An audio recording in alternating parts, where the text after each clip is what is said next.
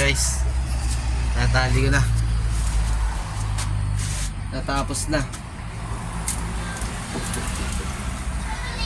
So bukas pinturahan ko lang to ng konti, tapos bibili ako ng steel matting. So dito siya itututok yan sa mga kanto na ito, na yung dito na siya welding.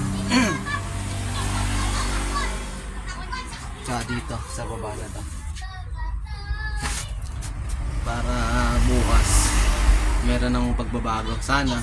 Kaso wala akong welding machine, tingnan ko makabili ako bukas. Bukas pa kay Inko, dadaan na ako, bibili na ako ng welding machine para bukas steel matting na lang ang aking problema.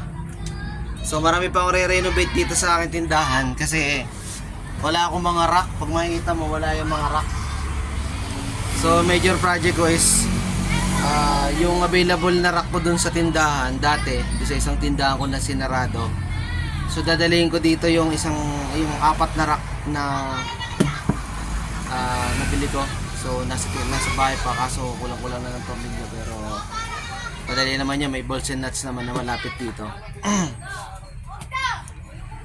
Yun, major improvements ako. Gusto ko ng konting pagbabago sa tindahan, kaya kailangan kong gawa ng paraan to. Kasi meron akong isang pwesto na kinukuha dito sa malapit, siguro mga ano lang siya, mga 3 square meter, mga ganun, 4 square meter. Ang mahal, 5,000, pero doon ko ilalagay kasi mga skim coat ko. Dito yung mga skim coat ko yan. Hindi nga ako nag-order ng bagong stock kasi gusto ko siyang bababain. Tapos itong mga balde ko dito ko ilalagay sa area na to, para hindi ako mahirapan pagkuha dito ng mga brush, mga kung ano-ano, mga sealant, so other display. So magdadagdag din tayo ng konting mga electrical, mga bulb, yan, socket. Wish me luck. Ay,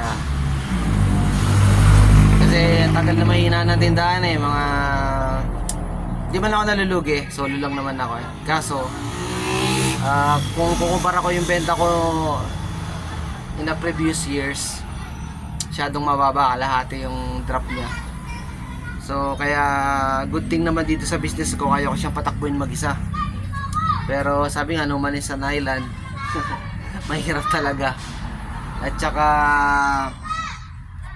siyempre wala namang business na hindi mo ipagkakatiwala yung business mo. So meron na tayong kinausap na gustong mag-apply.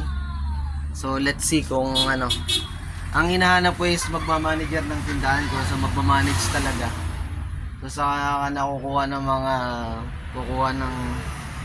mga tindera, ganyan. So kukuhanin ko, i-develop ko para mag-handle nitong tindahan. Kasi for expansion, planning to expand. So I don't know kung paano, kasi yung last na binuksan ko is nag-failed ako sa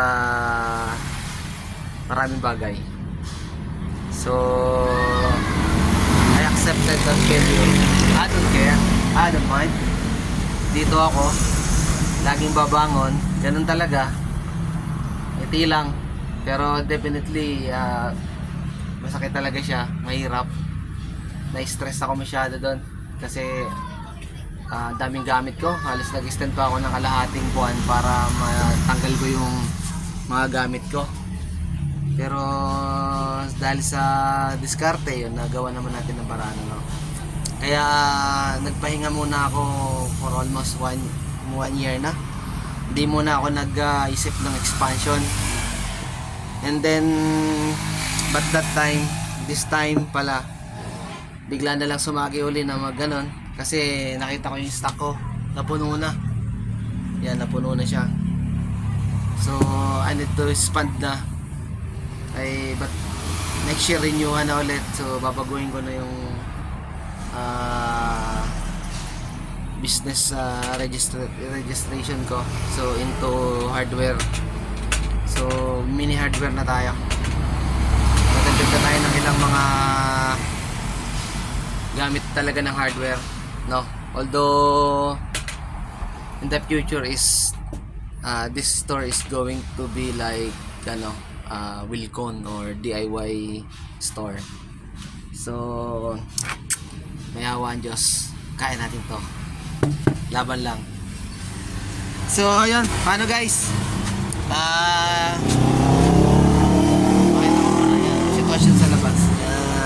Hapon na, around 3:30 PM na.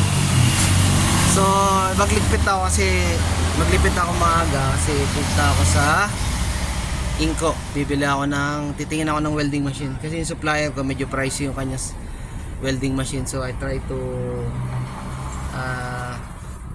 may nagsabi sa akin medyo mura daw kay Inco. So, let's see how much yung doon ang gamit ko dito. May welding machine naman ako sa bahay kaso sobrang laki, yung hindi handy. Ayan. Okay guys, upload ko tong video na to regularly. So yung status nito at saka other improvements sa tindahan. So gagawa tayo ng kwento. Yun yung pinaka goal ng business ko. So bye guys, see you tomorrow.